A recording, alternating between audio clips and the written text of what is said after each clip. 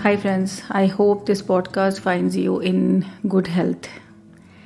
So friends, हम सब बचपन से ही अपने पर्सनैलिटी के कुछ ट्रेट्स हैं जो हम अपने सराउंडिंग से ऑब्जर्व करना या समेटना शुरू कर देते हैं, जो बड़े होकर भी throughout our lives reflect होते रहते हैं हमारी पर्सनैलिटी में, राइट।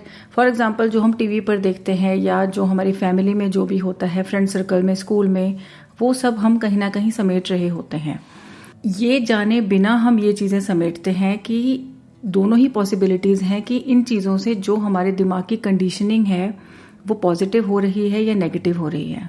सो जब हम बच्चे होते हैं तो हम कोरे कागज़ की तरह होते हैं, हम इस विषय पर ध्यान नहीं देते। फॉर एग्ज़ाम्पल, महात्मा गांधी हमारे देश के एक ऐसे व्यक्तित्व हैं जिनसे वर्ल्ड के बहुत बड़े लीडर्स प्रभावित हुए हैं। क्यों? क्योंकि उनकी जो नॉन वायलेंस का एक संदेश था, by his actions and by his words, समाज के लिए, पूरे देश के लिए, पूरी जनता के लिए जो भी उनका वो था, and not only for our own country but for the whole world. तो वो जो उनके अंदर, आपको वो पता है कि नहीं पता कि वो जो ट्रेट्स उनके अंदर थे, नॉन वायलेंस जो इतनी अंदर तक इनकलकेटेड था, वो क्यों था और कैसे था।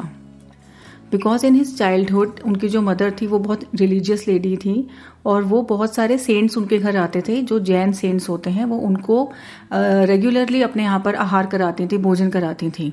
और रायचंद भाई मेहता गांधी जी से 2 साल बड़े थे, वो उनके स्पिरिचुअल गुरु थे उनकी टीन एज से।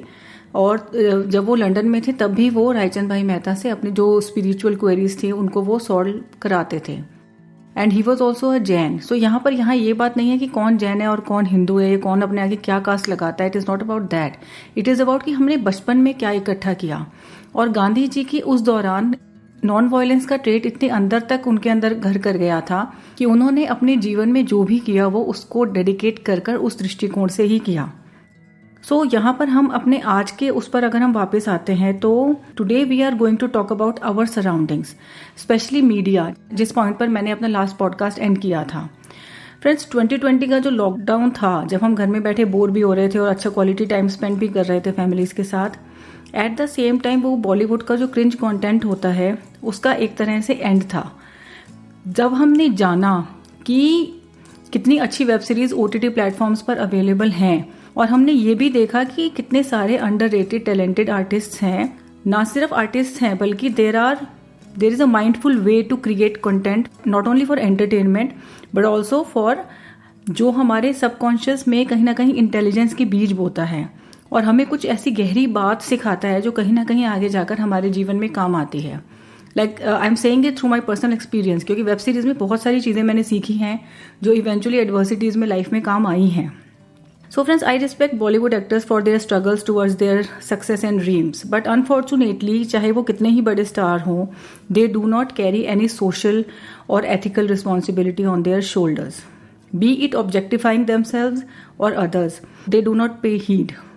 लेकिन जो करोड़ों युवा दिमाग हैं जो उन्हें फॉलो करते हैं और उनके जैसा बनना चाहते हैं, वो उनके इर्रिस्पॉन्सिबल एक्ट से इन्फ्लुएंस होकर उन जैसा बनने की कोशिश करते हैं। फॉर एग्जाम्पल, मैं आपको एक किस्सा सुनाती हूँ। मैंने सुना था कि ऑस्ट्रेलिया में कुछ ऐसा सीन हुआ कि एक इंडियन स्टूडेंट पढ़ रहा था वहाँ के कॉलेज में और वहाँ पर उसको कोई ऑस्ट्रेलियन लड़की पसंद आ गई।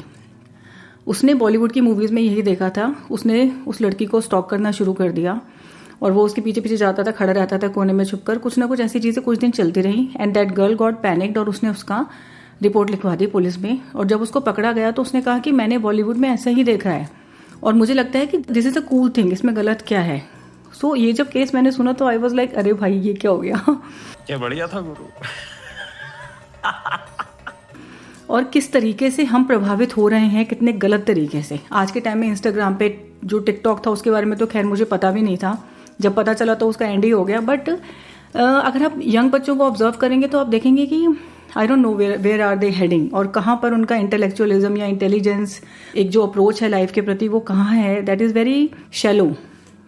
सो फ्रेंड्स, हम क्यों बॉलीवुड के सेलिब्रिटीज़ के बारे में अपने पड़ोसी से भी ज़्यादा जानते हैं? हम क्यों किसी भी अदर प्रोफेशन के फेमस पर्सनालिटी के बारे में क्यों नहीं जानते? For example, a scientist, a scholar, a leader, a sports person, well other than cricket I am talking about, a painter और a designer from any field and many other professions. तो जहाँ पर इतने सारे लोग हैं जो दुनिया को चला रहे हैं, who have their original thinking, but हम किन की तरफ आकर्षित हो रहे हैं? जो मीडिया हमें भुना रहा है, दिखा रहा है, और जो गलत चीज़ें हैं उनसे हमारा इंट्रोडक्शन करा रहा है, और हम उसके पीछे आंखें बंद करके चल भी देते हैं। बहुत लेटर इन लाइफ जाकर हमें समझ आता है शायद कि वो सब चीज़ें जिनको हम फॉलो करते आ रहे हैं वो कोई इतनी सही नहीं थी। सो फ्रेंड्स, जो अलग पर्सनैलिटीज़ हैं, जो अलग फील्ड्स की पर्सनैलिटीज़ हैं, वो भी डेफिनेटली ज़िंदगी के अलग पहलुओं से हमारा परिचय करवाते हैं। जैसे कि बॉलीवुड की है क्रिंज कंटेंट को ब्रेक करने वाला एक मैं आपको एग्जांपल देती हूँ। स्वामी विवेकानंद के कोट्स थे, एक बार मैं कहीं पढ़ रही थी और वो कोट पढ़कर मैं हिल गई। उन्होंने बोला था उस कोट में कि किसी लेडी को अगर हम ये भी कह रहे हैं ना कि आप सुंदर लग रहे हो, तो even that is objectifying that women.